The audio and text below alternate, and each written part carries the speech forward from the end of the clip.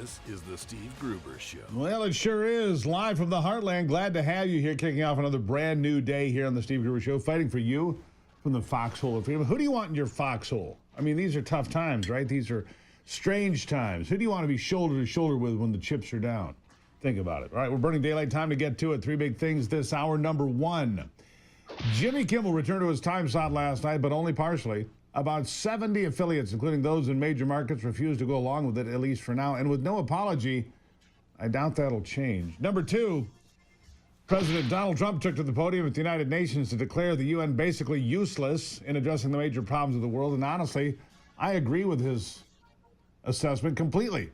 For 50 years, I mean, what have they done? And number three, the Democrat Party. It's in bad shape. We talked about this some yesterday, but it's in bad shape. It's floundering. In limbo, somewhere between returning to common sense positions to appeal to moderates and the working people in the middle class, or going all in on the socialist fairy tale dreams of the radical left, where everything is free and rainbows are everywhere, and children have nothing but ice cream. While conservatives are experiencing clarity of purpose like never before, Democrat voters don't trust their party on pretty much anything. It's just a fact. Listen again to the latest polling from a day ago from the left-wing folks at CNN. Here it is. Because at this particular point, the Democrats are the New Orleans Saints of political parties. What are we talking about? Trust the Dems or GOP more on the economy? Who leads on the economy? Republicans by 7. Immigration, Republicans by 13. How about crime, a big issue for Donald Trump and the Republicans? Look at that, lead by 22 points. So the bottom line is this. At this particular point, the ball may be on the ground, but the Democrats have not picked up the ball and running with it. If anything, at this particular point, it's the Republicans who are running with the ball on the top issues, the economy, immigration, and crime. Give some context on this. Compare this when Republicans last took the House. Yeah, let's compare it back to 2022. I think this kind of gives away the game right here. Okay, the GOP is more trusted than the Dems on the economy. It was 12 points in 2022. Slight decline in that lead, but still 7 points. How about immigration? It was Republicans by 3 back in 2022. Look at this. The Republican lead's actually gone up by 10 points. What are you doing, Democrats? My goodness gracious. And on crime, the Republicans were up by 13, and now they're up by 22. The lead, again, expanding by nearly double digits. So whatever Democrats are doing, it ain't working, Kate. It ain't working. It ain't working, Kate. It ain't working. You see, when you spend all of your energy defending boys and girls sports and locker rooms, on traveling to third world countries to fight for the rights of gangbangers we set free in America on our streets, on worrying more about pronouns than the price of groceries, it's no wonder that your constituents don't trust you on the big three issues of the day. Not at all. And at the end of the day, those big three are the issues that actually affect everyday lives. So Democrats have an issue on that front. Everyday Americans don't trust them with the issues that matter most. But they have another problem. More and more of their voters are going farther and farther to the left. That fringe is getting a little bit wider, a little bit deeper to the left. And they want new leaders who will do the same thing. That's what they want. Senator John Kennedy explains it as well as only he can. Here he is. There is a split in the Democratic Party. Unless you have the IQ of a meat thermometer, you can see that. On the one hand, you have the mainstream wing of the party. On the other side, you have the what I call the loon wing of the party. The loon wing is winning. They're fighting like cats in a bag, but the loon wing is winning. Nobody pays any attention to what Obama or Clinton or Pelosi or Schumer or Jeffries says anymore. The leaders are Mr. Mondani and Ocasio-Cortez and Bernie Sanders. And yes, they're socialists, neo-socialists. They want government to control your life and tell you how to live it. It's hard to believe that anyone can fit that much stupid into their head, but they can. Yeah, the radicals are fighting like cats in a bag, stuffing that much stupid into their heads. Thank you, Senator. Yeah, they're in a pickle, the Democrats. Democrat voters are ready for new blood, new leaders. Leaders who are essentially anti-American at their very core. And the mainstream leaders, like Jeffries, and Schumer. No, it could mean the death blow, the final death blow of the Democrat Party, because socialism is not the future that most of America is willing to embrace. And Democrat leaders are going to have to deal with the cold, hard facts, with the polling that outlines the problem. Here's more.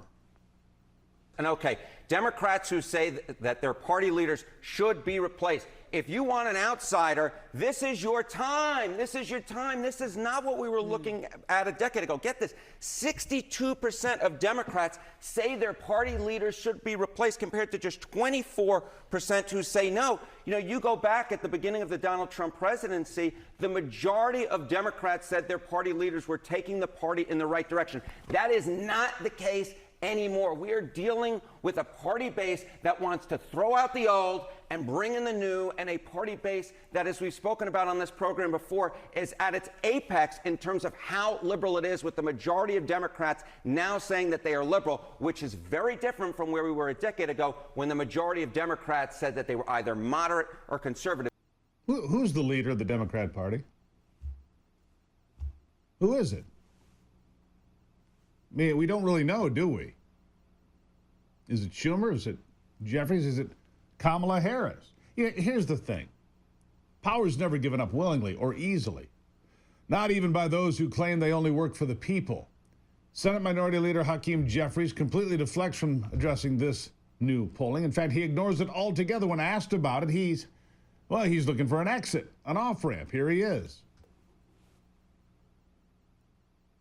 62% of the Democrats want to see the leadership of your party replaced. Do these sorts of polls make you rethink your approach at all? How do you view this? Well, I think I understand why people all across the country, not just Democrats, are disturbed by what has been happening in this country and the extremism that has been unleashed on the American people. And we are in what I have referred to often as a more is more environment. We just have to continue to do more, to aggressively push back against the Trump administration and push back in a manner consistent with American values. More town hall meetings, more protests, more demonstrations, more speeches on the House floor, more speeches on the Senate floor. Yeah, more speeches. Yeah, okay, stop it. Your party is now polling worse than Joe Biden. And you think the answer is do more of what you've been doing? Really? Which brings me back to the question. Who's the leader of the party? I mean, the arrogance is something, isn't it? Chuck Schumer, by the way, if you haven't noticed, and you probably haven't, has put out a new video almost every day. I mean, this guy, a picture of Joe Biden was quite something. Is he still the leader of the Democrat Party? He might as well be. Where am I? Might as well be. Nobody else seems to know who's in charge. We'll talk about the arrogance after the break.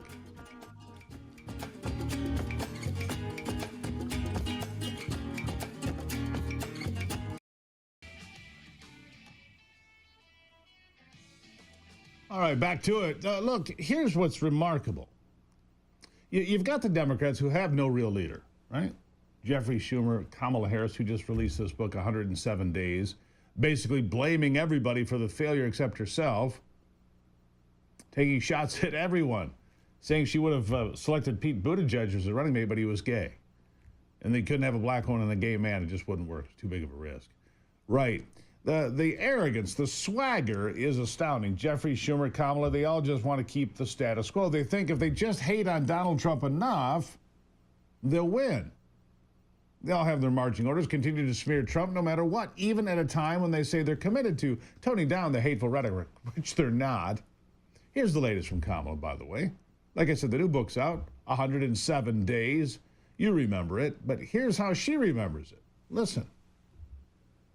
And right now we are dealing with, as I called him at my speech on the ellipse, a tyrant.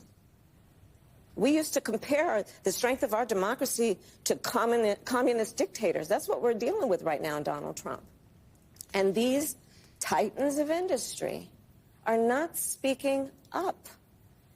And perhaps it is because his threats and the way he has used the weight of the federal government to take out vengeance on his critics is something that they fear, and I get that.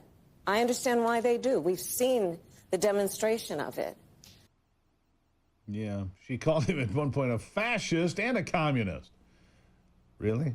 You guys really need to study some things. You can't be both. Democrats pride themselves on securing the educated vote, but I guess Kamala expects all these educated voters to just accept her claim that he's a fascist and a communist dictator because she says so, which, of course, is utterly stupid.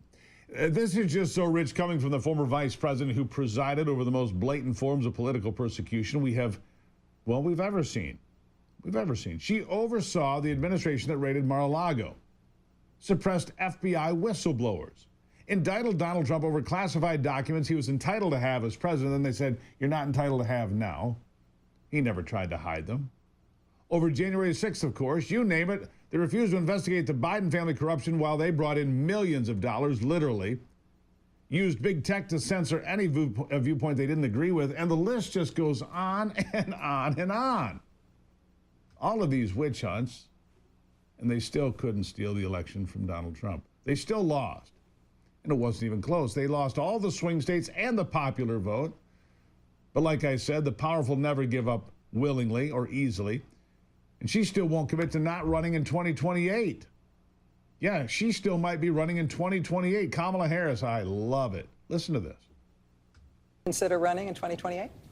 That's not my focus right now. I know That's not my focus at all. I know it really isn't. I'm just going to. Yeah. Well, I know you're not considering it now, but are you saying, when you decided you're not going to run for governor of California? Correct. Were you saying you are never going to run for anything ever again, or were you just saying, I'm not going to run for that office right now? That was the decision before me, and I made the decision not to run for governor of California. By the way, there are a lot of great candidates running, and I love my state, and we want somebody to definitely follow in the footsteps of Gavin. And right, because he's done such marvelous work in California. We want more of that. I mean, honestly, please run again. Please. I can't imagine a better opponent for J.D. Vance that he could demolish in 3 years' time. And let me be clear, I don't feel bad for the party, not one bit, not one little bit. We talk about crime, mental health, and extremism, but the root crisis in our culture is spiritual. The left has raised a generation in a moral vacuum, taught by schools, media, and government that God doesn't matter, or worse, that God doesn't even exist. And if you believe in God, you're racist, misogynist, or worse, a Christian nationalist. By the way, I'm a Christian, proud of it. I'm an American First supporter. So I guess by a strange assault on millions of Americans, yes, I'm a Christian nationalist. That is not a bad thing. No matter how they try to defame me, I'm not a Nazi, like I said. I'm a neighbor. Not a fascist, I'm a father. All right? Agnosticism, atheism, and worse yet, nihilism have hollowed out the soul of the West. When the left tells young people that life has no meaning, that there is no truth, no purpose, no accountability beyond this life, don't be surprised when some of them turn to violence, addiction, or radical ideologies to fill the void. I mean, if everything is meaningless, what do you expect to have happen? This is no accident. The political left has pushed the spiritual emptiness for decades, removing prayer from schools, mocking Christian values, and replacing faith with identity politics, climate panic, and empty slogans like follow the science, which always changes. Here's another point to be made. Into that void has stepped Islam, not the peaceful private faith some claim, but the radicalized political version we see weaponized by groups like ISIS, the Muslim Brotherhood, and Hamas. Europe shows us what our future could hold if the radicals have their way. Flooded with Islamist influence, we're now seeing kids 14 and 15 turning to jihad, some even younger. Kids who should be worried about what brand of sneakers to buy are plotting terrorist attacks. Why? Because they're searching for something. And our culture, stripped of God, offers them nothing but lies, emptiness, and moral confusion and corruption. This is the fruit of a post-Christian leftist society. Kids who don't know who they are, what they're here for, or what's right or what's wrong. So I have no issue with the Democrat Party floundering. I hope more Americans see the emptiness of what they say. It's time to return to biblical truth, to rebuild the moral foundations of the family first, the church, the nation, because if we don't fill our children's hearts with God's truth, someone else will fill it with lies, hate, and death. But today, make sure you do. So today, work harder. Be better. All right. We've all heard the studies. Testosterone in young men is drastically decreasing every decade. One major study in the Journal of Clinical Endocrinology and Metabolism found a healthy 22-year-old in 2000 had double the testosterone of a 22-year-old in 2025. So if you're in your 30s, 40s, or 50s, hey, pay attention. Meet Mars. From the Wellness Company, a doctor-formulated nutraceutical designed to restore vitality without synthetic hormones or stimulants. Mars helps men to naturally increase testosterone, enhance circulation, improve strength, focus, and even sexual performance. It's all there. This isn't about masculinity, it's about health. Low testosterone affects energy, motivation, fertility, muscle mass, mood, and of course, future generations. Find out more right now. twc.health/Gruber. twc.health/Gruber. You'll save 10% using the promo code Gruber. Clear mind, clear vitality. twc.health/Gruber.